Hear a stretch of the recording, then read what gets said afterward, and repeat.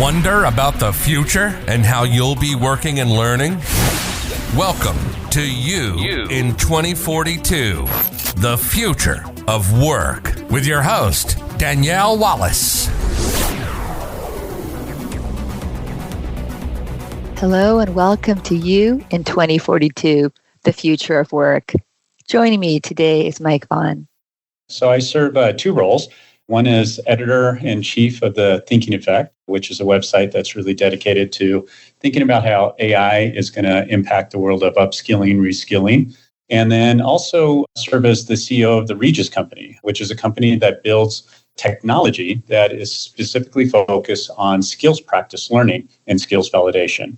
So that's kind of fun because if you think about upskilling, reskilling, and skills validation, within the past 17 years, there's been so much change in that world. And if we're to look out to 2042, the next 17 years, what do you imagine this future workforce might be like? Yeah, wow. I wish I had a crystal ball, but I would say there's a couple things that I have some hypothesis around. One, I think everyone's already talking a lot about is really personalization. So not only just in the flow of work type of personalization, but as you're going through even a more structured learning experience, something that's actually been designed, I think we're going to see a lot more personalization there as well. But I really feel kind of the big thing, especially in the L&D, is going to be really around skills validation and data. And so I really believe that organizations that are starting to put together kind of their data plan is going to make a big difference, not only for the learner, but really help the organization really find out where can they invest their dollars? How can they best upskill people? Where do they need to potentially think about reskilling people? And I really think that whole thing is going to be around data, and skill validation is going to be what we'll start to see really take off in the next really couple of years. Data and skill validation is a really interesting concept with which to look at because it's one of the myriad of things that are changing in this landscape of technology, in particular with learning and development. How do you vision learning technologies then evolving to meet this future needs that you speak of? Yeah, well, I think we're going to see kind of a separation in technology. You're going to have a lot of the AI tools that are really going to focus on that knowledge level learning. I really do believe e-learning, just-in-time learning, in the flow of learning, performance management, knowledge management, video-based learning is all going to be really augmented in the beginning, but ultimately replaced by AI, which then begs the question of like, okay, where do we spend our time as learning development professionals? And I think that's where we're going to start thinking about new types of experiences that are going to help the learner really develop those higher cognitive skills. So decision-making, problem solving, critical thinking, creative thinking, systems thinking, more of those human kind of connection types of skills. And so really kind of seeing it move more towards simulations, skills practice type of learning, things in which people are really practicing and getting immediate feedback, getting a chance to reflect, connect with others, and learning how to collaborate to kind of solve problems, while AI really continues to supplement all that knowledge level type of learning. So I do see kind of technology moving more towards that practice-based type of learning. And that practice-based types of learning really helps people get skills they're actually using and actually acquiring through that type. I think so, because I think the business is going to get real impatient with L&D if they're not able to show that people can demonstrate a skill under different conditions, under different situations. They're going to be asking for the data. I think that's been a problem in L&D for a long time. And it's not L&D's professionals' fault. It's really kind of the lack of the technology that's been out there. It's not capturing a really robust data set. And so it's really hard for an L&D professional to have a rich data-driven conversation with their stakeholders. We all talk about smile sheets and maybe talk about knowledge checks and those types of things, but that's not enough to really instill confidence in a stakeholder that this person can demonstrate these skills, and we highly recommend that they would be great for this project or great for this role or great for this role transition. And I think that's where a lot of those conversations are going to need to go. And do you think the learning technologies can help with that skills validation that you also spoke to? I do. Yeah, I think there's some great technology that that's already out there that's focused on skills identification. Those are the talent management systems that are integrated with HR systems where they're gathering all the different data points about an individual. But what those systems are still lacking is the skills validation. So can that individual actually perform that skill? And so if you combine skills identification and skills validation, then I think you get a richer data set for the organization. Makes sense. So with all these rapid advancements, there's lots to watch out for even within what you're saying. What are some trends or pitfalls organizations might be wary about as they're approaching some of these new technologies? Yeah, well, obviously, we've been talking a lot about AI for the last couple of years through the thinking effect. The whole mission originally was around how do we help L&D professionals learn about AI and use AI to help grow their career?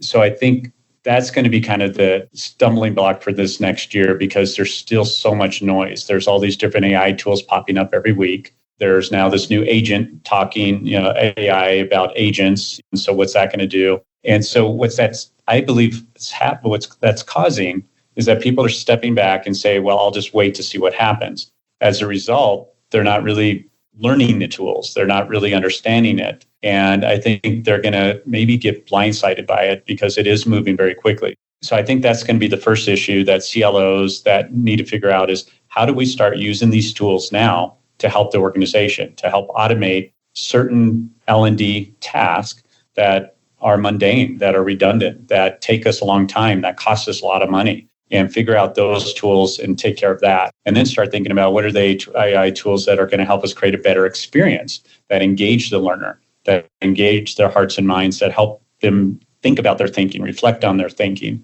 And then it's going to be thinking about the AI tools that's going to help them in that talent selection and identification and validation. So I do think there's kind of these three phases of technology that CLOs and learning leaders are going to need to really embrace and lean into. I would recommend sooner as opposed to later. So it's even going beyond awareness and receptivity towards technology like AI. And it's also discerning further about where there could be the most actual impact to develop skills and then validate those skills. Yeah, get on the AI tools just to learn about it and then start thinking about a bigger strategy of like, where's the puck going to go? I mean, at the end of the day, the business is going to try to think about how to automate job tasks with AI. They're going to think about that in L&D, so might as well present that plan so you're more in control of it. And then start thinking about what are we going to need to help the business? Well, we're going to need data. We're going to need to be able to respond to business needs faster in L&D. We can't take 6 months to build a course. It needs to be built in a couple of weeks. Now, we don't want to build stuff faster because people don't need more content. What they really need is things built faster that's a better experience. So that's going to be the real challenge. Like, how do you create courses significantly faster, but also have it be a significantly better experience than e-learning or watching videos or watching all this stuff online? It just doesn't make a difference. It's consumption. And so I think that's going to be the big opportunity as well as challenge. I echo that. It's less about creating faster bad training or this passive That's consumption. Right. You don't need more faster content, faster bad training. There's plenty of that. And there's plenty of libraries. So stop doing that. Otherwise, you're going to quickly realize that role's not going to be needed any longer. Yeah. Exactly. So in thinking about the role of a learning leader, what is perhaps one thing that you could recommend that these leaders focus on if it was just one thing? Yeah, that's a good question. I'm trying to reflect on that because it's always a few competing things. I would really start thinking about how to respond to those business needs faster is the main thing. Again, because the business is going to start really looking for groups to think that way. And so it'd be really great if L&D is part of that and is at the table thinking through how can I, the L&D team, the bigger I, respond to business needs faster. And so I would say that would be probably the number one thing I would recommend for learning leaders, CLOs, even instructional designers and designers. How can they be responding to business needs faster? Again, don't overlooking the high quality aspect. Just don't produce crap. Let's produce really high quality learning still.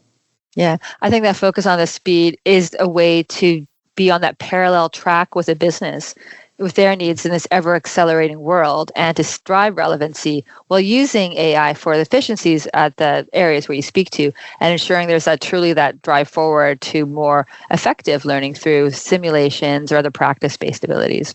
Yeah, absolutely. I agree with you. Mike, where can people learn more about you? So I would start at our website, so theregiscompany.com. That's where you'll learn a lot about the new technology that we're bringing to market that obviously has an AI focus, but more importantly, it has a human-centered focus, which we really believe is critical to building higher quality experiences.